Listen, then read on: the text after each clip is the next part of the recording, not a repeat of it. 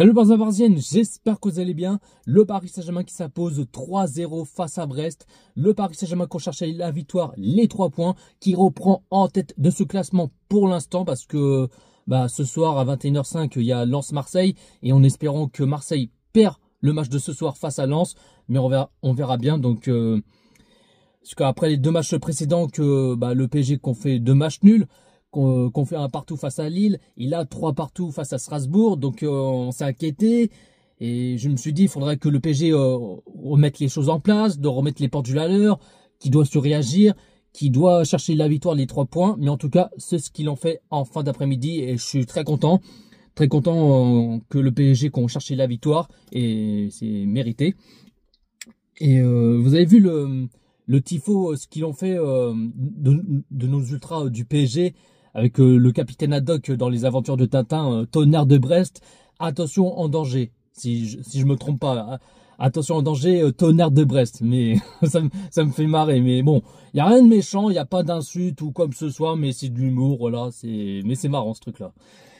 Donc oui, on a s'imposé 3-0 face à comme dit le capitaine Haddock, Tonnerre de Brest. non, je suis content. Très content que Paris gagne la victoire des 3 points.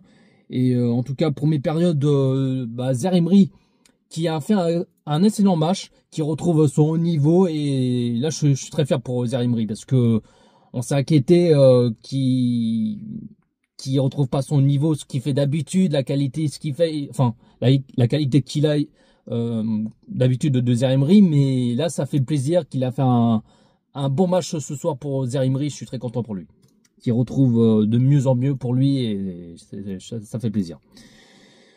Donc on a vu que Brest qu'on pas laissé faire, qu'ils ont empêché tout ça.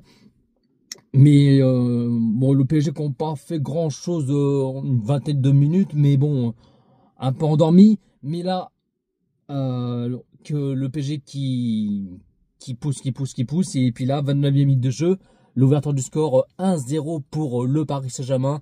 Le but de Achraf Hakimi qui marque son but, je suis très content pour lui. Et puis après, 39e minute de jeu, 2-0 pour le Paris Saint-Germain. Le doublé de Achraf Hakimi qui fait un très bon match, qui marque son doublé. Je suis très content pour lui et incroyable. Et puis le ballon piqué de Vitinha. Oh, cette pièce maîtresse de Vitinha. Il est incroyable. Vitinha qui avait une petite ballon piqué, un petit long de passe. Et Hakimi qui marque son doublé. Et ça fait 2-0 pour le Paris Saint-Germain. Je crois que c'est ça. Si je dis pas le contraire, ou à moins que ce soit le premier que Vitinha a fait une longue passe, ou je sais plus, hein, reprenez-moi si je me trompe, mais je crois que c'est le deuxième que Vitinha a fait une longue passe et après Hakimi qui a mis un doublé, mais j'ai un doute, je suis pas sûr, mais bon, bref, c'est pas grave. Donc là, 2-0 pour Paris, que le PSG qui relance la machine, qui sont bien partis. Donc la première période, sans encaisser un but, qui ont fait le taf et tout ça pour le PSG, donc 2-0.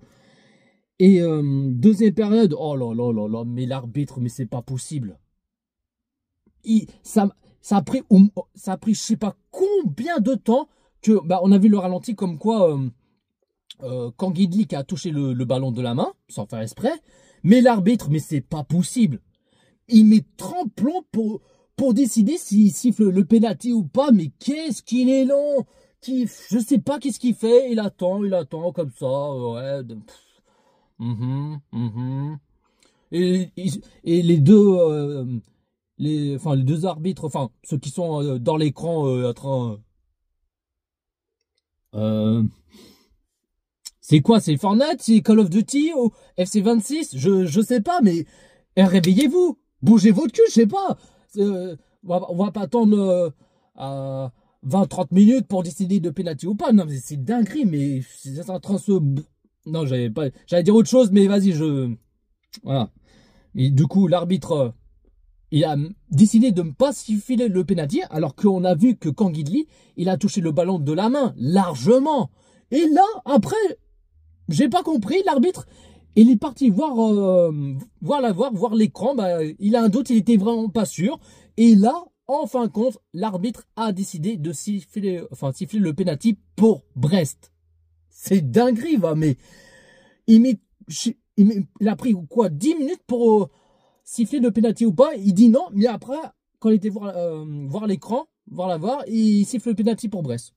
C'est dingue, quoi. Mais ça, non, normalement, il prend au moins 2-5 minutes, un truc comme ça, mais non, c'est n'importe quoi.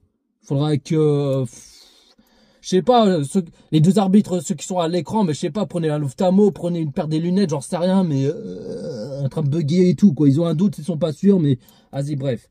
Et puis après, bon, le joueur de Brest qui frappe le penalty, ça me fait trop rire. Il l'a fait en mode vidéo gag. Bon, en même temps, il a tiré, mais il s'est fait glisser en même temps. Il a tiré au-dessus, en mode vidéo gag, quoi. Du coup, il rate le penalty et ça reste 2-0 pour le Paris Saint-Germain. Donc, tant mieux parce que fallait pas que Brest marque au penalty, mais tant mieux qu'il rate. Voilà. Sinon, 65e minute de jeu, double changement pour le Paris Saint-Germain. Pacho qui sort à la place Marquinhos qui fait son grand retour et je suis très content pour lui de revoir sur le terrain parce que ça fait longtemps qu'il n'avait pas joué. Marquinhos, je crois ça fait quoi, 3-4 semaines, un truc comme ça, par rapport qu'il était blessé, et non, je suis content de le voir Marquinhos sur le terrain et ça fait plaisir. Et Kanguili qui sort à la place Dembélé, et Dembélé qui il a tenté, je sais pas combien de fois, ça fait 2-3 fois qu'il a tiré au-dessus. Ah non, Dembélé, fait pas ça. Faut pas abuser quand même. C'est bien ce qu'il fait, il tente ce qu'il fait Dembélé, mais il met tout le temps au-dessus. Eh, c'est du rugby ou du foot. Fais pas comme ce que tu as fait la première fois. Faut pas abuser non plus. Non, mais vas-y, tranquille, c'est pas grave. Il a tenté quand même, il a mis au-dessus 2-3 fois. Non, c'est... Mais bon, c'est pas grave. Ah oui, avant que Kanguili qui sort, il y avait Kvaratskhelia qui a fait marquer, mais le gardien qui a fait un arrêt. Et Kanguili qui a tenté cette frappe, mais s'est fait gêner par Pacho, mais ça aurait pu avoir au moins 3-0, mais il s'est fait gêner par Pacho, mais voilà. Mais bon, c'est dommage.